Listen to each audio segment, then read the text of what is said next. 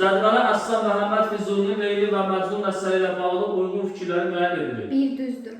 Elçilikdə Leylinin atası qızını Məcnuna vermək üçün şərt irəli sürür. Bəli, bəli. Hansı şərti? Bir bu dəliliyi atsaydı, Yerə gəlsin, evdə yetişsin, bircə otursun, az tıklasın bizim qızı Instagramda, TikTokda. Nofal məclisdən Məcnunun şeirini eşidəndən sonra onun dərdini əlac etmək qərarına gəlir. Bəli, qəzəl eşidir. Qəzəl də kimin dilindəndir, gecəklər tapır. Leyli ölüm ayağında olarkən anasından Məcnundan olan eşqini etiraf edir. Bu doğrudur. Kitabda, dərslikdə bir cümlə var. Deyir, Leyli dərdini heç kimə, hətta anasına da bildirir. Bu uşaqları çaşdırır. Belə bir söz sual çıxanda qabağına yanlışdır. Amma Leyli sonda ölüm ayağında olarkən anasına onun Məcnuna olan eşqini etiraf edir. 1, 2, 3.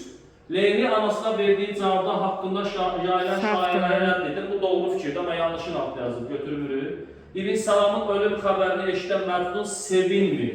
Sevinir Allah'a şükür edir, sevinmir. Ona görə 5-də yanlışdır, yanlışın altında yazılır, həm də uyğun fikirdir. Leylinin İbn Salama nikah edilməsi Məcnundan Zeyd xəbər verir, bu da doğru fikirdir, yanlış altında yazılır.